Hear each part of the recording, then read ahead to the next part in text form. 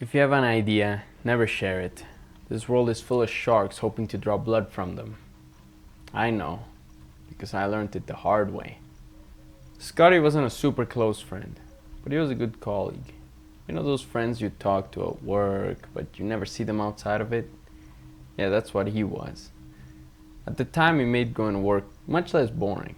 We talked a lot about traveling and trying new things. I guess we had a very similar outlook on life.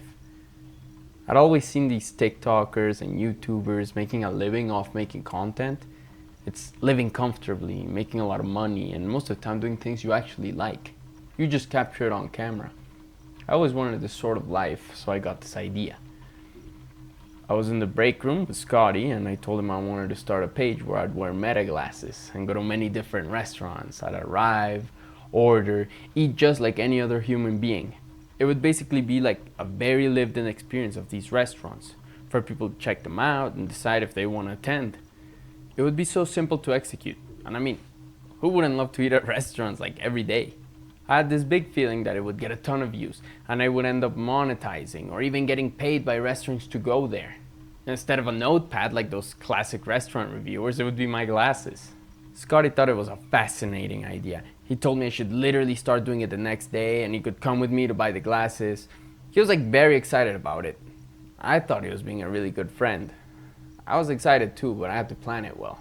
All I had then was the concept and the name, Food On For You. I took a few weeks to plan it all out. I wanted it to be perfect. I had to think about which restaurants I would go to first, how I was going to make it work financially at the beginning. Eating out every day was expensive. Every day for that month, Scotty would ask me if I had started yet. He desperately wanted me to start. He'd say things like, "If you take too long, you'll never do it. Just jump in the cold water." Now I agreed, I did have to start at some point, but it took more than just going and doing it. On this day I finished my work early, so I decided to scroll on TikTok for some time. That's when I watched it. One of those meta glasses videos. This person at the cafe next to my building. I was expecting this person to do something funny to the waiters or something like that. I mean, it always happens in these videos. But nothing happened. It had 93,000 likes, so something good must happen. But it was so calm. This person arrives at the cafe, he ordered, he was super sweet to the waiters. He essentially rated the food in real time. That's when my heart stopped for just 1 second. I was like thinking, had someone gone to my idea sooner? I'll never forget how my blood boiled when I opened the profile. Food On For You. It had 50,000 followers, videos with 100,000 views, dozens of them. I hadn't recognized the voice. It was a prick's voice. I had to seriously control myself not to get fired then and there, but I confronted him about it anyway. I called him a thief, a prick, and you know what he said? He said surprise with a smile, as if he was genuinely happy. I won't get into exactly what I said, but I couldn't hold my anger in. He told me he'd been waiting to surprise me.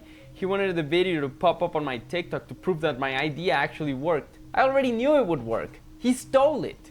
He refused to take the page down and said now I could help him manage it. Help him. I yanked his phone off his hands and I was about to delete the page until somebody grabbed me and told me to calm down, taking the phone back. I still can't believe what happened. I couldn't believe what was happening. That sick prick actually wanted me to work for him. I packed up my things and I told him I never wanted to see him again and that I was suing him. I never saw that office ever again. I spent that entire night on the internet telling randoms the whole story, the whole idea, sending screenshots of the page, my list of restaurants, the budget sheet. I thought that was enough evidence to get my idea back. But everyone said that it would be difficult for me to get anything in court, that I'd lose more time and energy by pushing against something where there was no solid evidence the idea belonged to me.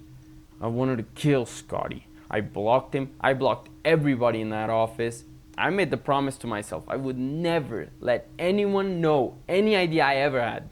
Not until it was real would it leave my head. For the next month, I didn't speak to anyone. I had just enough savings to make it work while I figured out what to do. Every single day I opened that TikTok page. I watched the numbers grow. 60,000 followers, 70, 80. He was posting over a video a day. I could tell he was even being called or recognized by restaurants because they treated him like a king. That false charisma just kept me awake. I wasn't going to leave 1 second of my time without thinking of something better. I had the restaurant idea, I just needed something bigger. I probably thought of over 1,000 different ideas until I got this one. An old friend of mine had told me about this weird place just outside the city. There was some abandoned sewer system that he said people claimed to be able to hear voices from the pipes. He'd never gone, but he said some other friend told him that. I searched it up and there was a ton of Reddit threads and creepy stories from people, but there weren't any videos or recordings. I read a bunch about this place and then I went down this rabbit hole of other similar places like abandoned farms, abandoned homes, abandoned streets, just the most secluded areas in the country. I've never been the scared type. I don't believe in ghosts and shit like that. So this was perfect. I could go there with some meta glasses and just video my experience all alone. People would eat it up. Restaurants were fun and normal. This was scary and risky. I called it Rare Spots. I couldn't wait to plan again. I knew somehow if I didn't do it now, someone would do it. I went to buy those glasses and drove up to the sewer system that same day. Nothing happened, of course. It was just a stinky, dark place. I knew I wasn't going to hear voices or be grabbed by something in the water, but with just my flashlight and the glasses, I explored the place for like an hour. I'd really like to tell you it was super scary and more interesting than that, but really there was nothing. Actually, if you scroll down far enough on my page, that's the first video there. I went back home that day and spent all night editing that video, making it TikTok optimized. I researched how to get as many views as possible, what time to upload, how to add subtitles, how long it should be. By that morning, I uploaded the video. By that night, it had 50,000 views. I spent that entire day seeing my views climb, new followers every hour. So did Scotty's. I looked at his 1,000,000 view video and I couldn't handle it. The next day, I was already off to that abandoned mall. My family thought I was crazy after they saw that video. Everyone called me out on how dangerous that was. I had to go to the hospital because of that homeless guy that shot a needle into my thigh. 1,000,000 views because of that needle. 1,000,000 in just a week. How many is it at now? Like 30 million? I didn't see my family for months after that. I was visiting the worst places every single day. I was posting at least twice a day. I got to Scotty's numbers in just a month. From then until now, I've been posting at least twice a day, sometimes even 3 times. I'm barely at home. I finally qualified for monetization and got a paycheck larger than my previous job. You see, people like Scotty, they can put the work in. They can go and visit multiple restaurants a day and post consistently. But he never had an original idea in his life. I would hate to live off of somebody else's mind. A good idea can take you only so far if it's not yours. That's why I made this a success. That's why even when I was robbed, I came out ahead. Ideas always win in this world. This is what happens when someone like me jumps in the cold water. If only I'd known that, Food On For You would be mine. Well, Rare Spots is even better. How could those two even work together?